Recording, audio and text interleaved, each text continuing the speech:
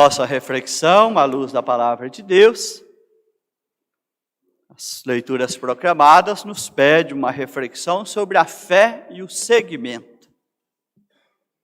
Entendendo que nós tivemos aí uma interrupção do tempo comum que agora é retomado. Fomos até o 9º domingo, há um tempo bem longínquo. Depois do 9º domingo vieram tempo da Quaresma, celebração da Páscoa, tempo pascal. Nos 3 últimos domingos celebramos 3 solenidades. Solenidade de Pentecostes, primeiro solenidade da Ascensão do Senhor, solenidade de Pentecostes, festa da Santíssima Trindade e na última quinta-feira, Corpus Christi. Agora é hora de retomar o caminho da vida pública de Jesus, deixando Jesus nos interpelar sobre a nossa fé e o discipulado. E não pode ser só uma fé de Senhor, Senhor no templo, mas uma fé de seguimento. Uma fé que é celebrada no templo e se transforma em seguimento no nosso cotidiano. Vivemos segundo a fé que professamos. O templo é um instrumento, a casa de oração, onde nos reunimos aqui para buscar a graça, a bênção de Deus, para ouvir a palavra e nos deixar enviar. Tanto é que toda a Santa Missa termina como? Ide. Ou seja, a missa não é para ficar guardada aqui, ela precisa continuar na nossa vida. O que foi celebrado não é para ficar guardado aqui, vai continuar na nossa vida. Ide. Então, a nossa fé é uma fé de seguimento, é uma fé de discipulado. E o seguimento é o seguimento de Jesus, que está na segunda leitura, na parte final. Jesus foi entregue por causa dos nossos pecados, foi ressuscitado para nossa justificação. Para nós que cremos nele, ressuscitado dos mortos. Então, a nossa fé, ela é promessa de vida eterna em Cristo ressuscitado.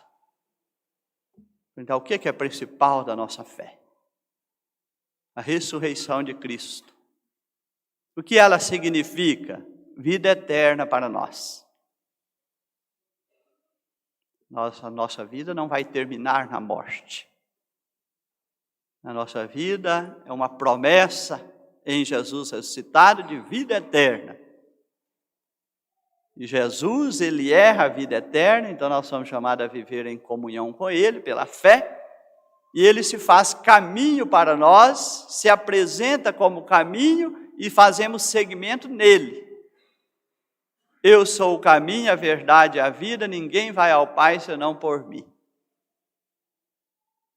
Ninguém terá a vida eterna, não entrará no céu, a não ser pela graça de Cristo e o seguimento, nos deixando conduzir por Ele até lá. Alguém perguntou a Jesus certamente, são poucos os que vão entrar no céu ou na vida eterna? Jesus deu uma advertência. A porta é estreita. Muitos vão chegar e tentar entrar. E vão ouvir, não vos conheço. Mas Senhor, pregastes em nossas praças, estivemos convosco na mesa. Afastai-vos de mim, vós que praticaste a iniquidade. Agora abriu as portas para nós visitarmos essas leituras. É preciso saber segui-lo para reconhecer o Senhor. E Jesus diz a Mateus, um cobrador de impostos que está ali na coletoria, segue-me. E ele, só faltou a palavra imediatamente, mas é possível que nas traduções até possam ter essa intensidade. E ele levantou-se e seguiu a Jesus. Segue-me, ele levantou e seguiu a Jesus. Esse segue-me de Jesus entra na nossa vida pelo batismo. A partir do nosso batismo, nascemos como filho de Deus, nascemos na fé, nascemos como cristãos, para seguirmos Jesus de perto. Somos chamados cristãos, aqueles que seguem Cristo. E pelo nosso batismo, pela nossa crisma, pela Eucaristia que celebramos, pelas confissões que participamos, nós somos chamados a nos configurar a Jesus. Tornar a nossa vida o mais parecido possível com a maneira como Jesus viveu e ensinou a viver. Isso é ser cristão. Ter uma identidade no Evangelho. Ter uma identidade em Jesus. A nossa identidade não está no que o mundo propõe e oferece. O mundo aí apresenta vários caminhos, várias propostas de vida, várias identidades.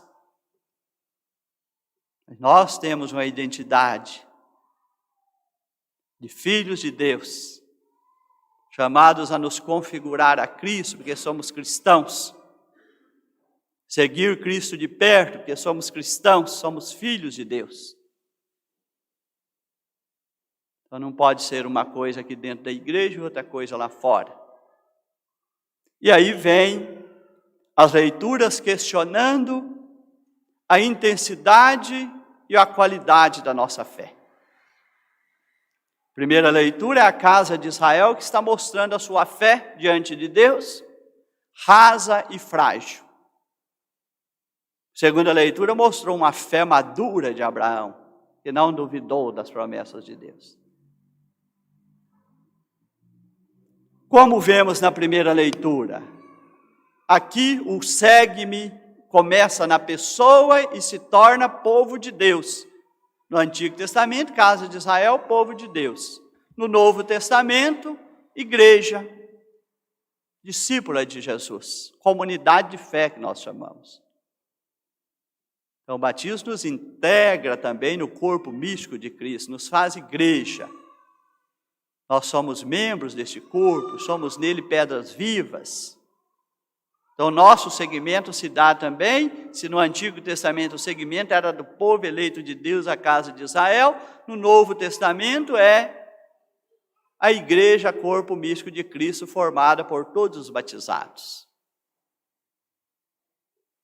Aí nós perguntamos, qual a qualidade da fé, qual a intensidade e qual a qualidade da fé?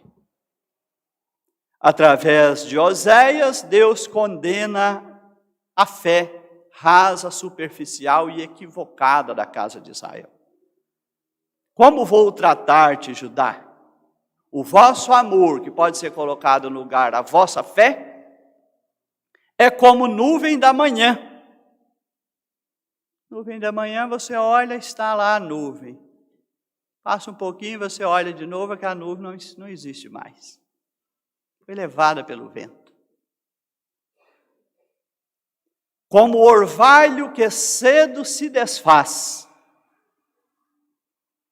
Você olha um dia que cai muito orvalho, você olha assim, a vegetação ou alguma superfície metálica, você olha ali, está coberto de orvalho.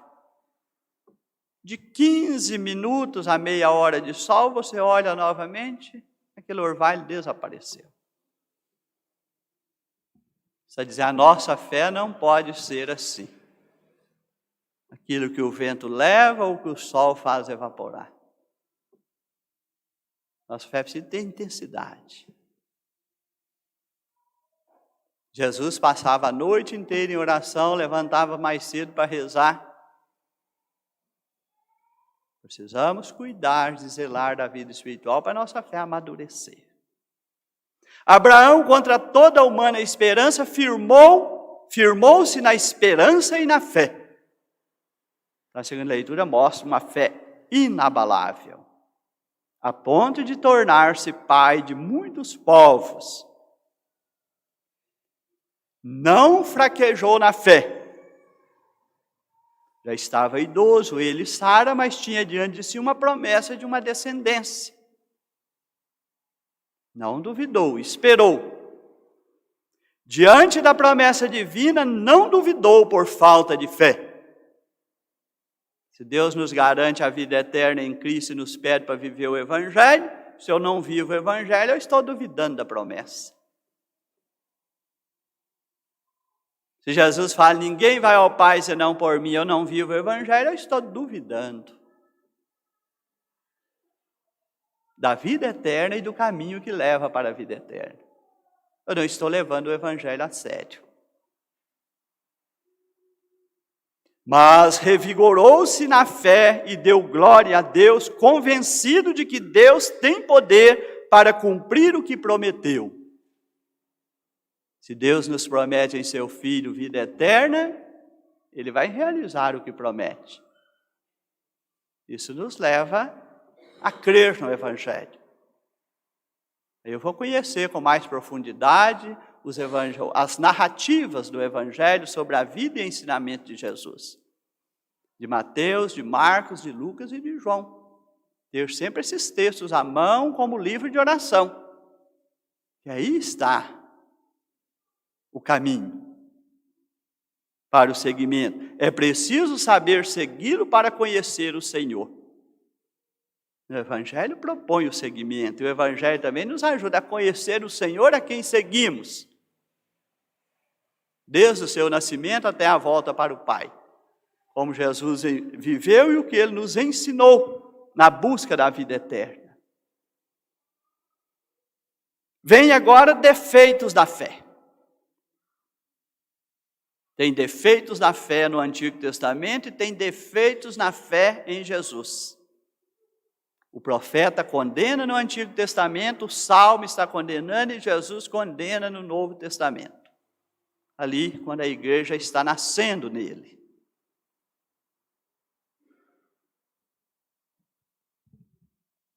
Quero amor e não sacrifício. Conhecimento de Deus mais do que o holocausto. Como trazer isso para hoje? O que é principal da nossa fé hoje? Celebrar a Santa Missa, participar da comunhão, praticar culto de adoração. Isso pode se tornar um vazio, se não vier acompanhado de quê? Quero amor e não sacrifício. Quero amor e não só ritos religiosos. Se nós reduzimos o que fazemos na igreja a meros ritos religiosos, que não nos compromete com nada, quero amor e não sacrifício, conhecimento de Deus. Será que a nossa frequência na igreja, nas missas, na comunhão, na leitura orante, no culto de adoração, está nos ajudando a crescer no conhecimento de Deus? Esse Deus que em Jesus revelou plenamente que Ele é amor e quer de nós o amor? Quero amor e não sacrifício. Olha o que diz o Salmo.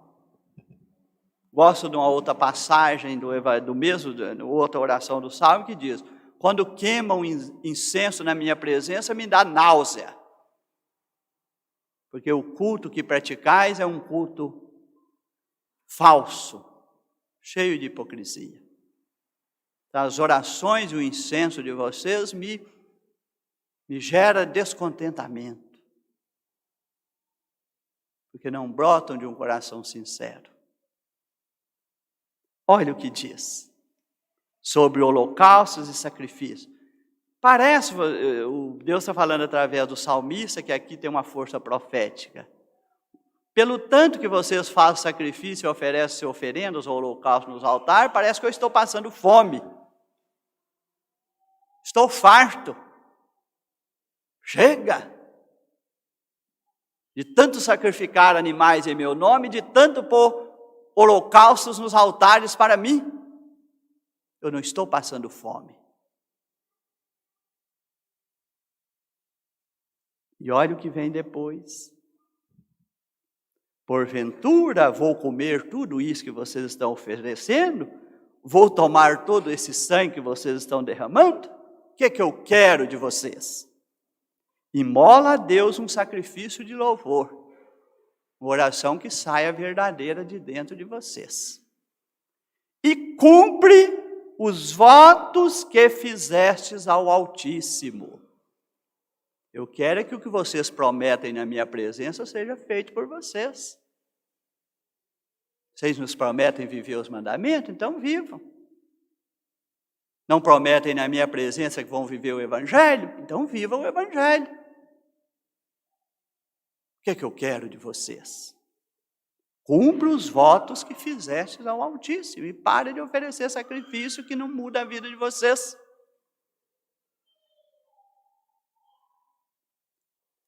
E Jesus, então, aqui está chamado farisaísmo, é a religião que põe a sua centralidade em preceitos, realizou o culto de maneira perfeita, está resolvido. Mas Deus fala, não é um culto perfeito, à modo dos fariseus, que me agrada. Jesus, então, vai retomar o profeta. Aquele que tem saúde não precisa de médico, mas sim o que está doente. Porque Jesus deu acolhimento a Mateus, dando a Mateus a oportunidade de começar uma vida nova. O que os fariseus não seriam capazes de fazer, porque aproximar-se de Mateus, estar à mesa com ele, seria motivo de impureza. Não quero me tornar impuro como Mateus. E Jesus entra, aproxima, acolhe os impuros, não para se igualar a eles. O ponto de partida da conversão se dá pelo acolhimento, pela amorosidade, não pelo julgamento. O fariseu julga Mateus, Jesus acolhe Mateus. O fariseu reprova a atitude de Jesus e Jesus senta à mesa com Mateus. Deu acolhimento. Sabemos que Mateus se torna um evangelista. Jesus entrou e permaneceu na vida de Mateus. Se Jesus não tivesse dado essa abertura, Mateus teria continuado a sua vida no pecado. Então nós temos primeiro que acolher amorosamente, dar o nosso testemunho, dar o nosso bom exemplo, ajudar a pessoa a começar o seu caminho e apoiá-la nesse caminho de conversão. Ele é desafiador. Precisamos apoiar uns aos outros. O caminho não começa pela chegada. Por isso Jesus fala, vim para os pecadores e não para os justos. Quem já se acha justo, convertido e dono da vida eterna, não vai seguir Jesus. Vai seguir Jesus é quem olha para a sua fraqueza, a sua pequenez, reconhece seus pecados e quer levar uma vida conforme o Evangelho.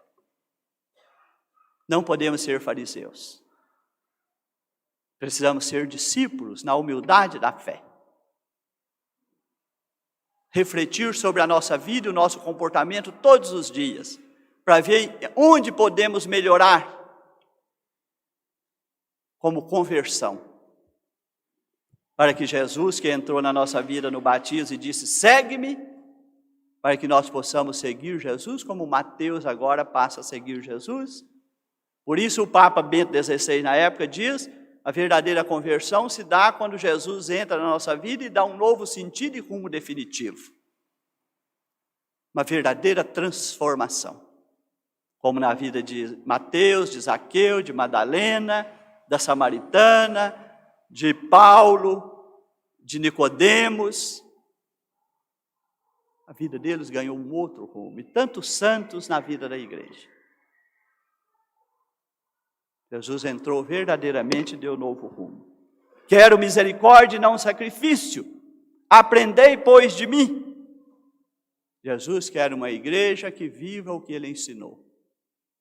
Uma igreja que tem vida de oração como ele teve e que é acolhedora e amorosa como ele foi e nos ensina a ser. Não sejamos uma igreja de fariseus. Não sejamos fiscais de porta da igreja, que mais se ocupem em julgar os outros do que tentar viver a sua conversão. E o próprio Evangelho diz, é mais fácil ver um cisco no olho do outro do que uma trave no próprio olho. É mais fácil julgar os outros do que reconhecer os seus próprios pecados e a sua necessidade de conversão. Eu vim para chamar os justos, não vim para chamar os justos, mas os pecadores. Reconheçamos assim diante de Jesus. Sempre necessitados da sua graça, da sua palavra, que transforma a nossa vida e é garantia de vida eterna. Assim seja.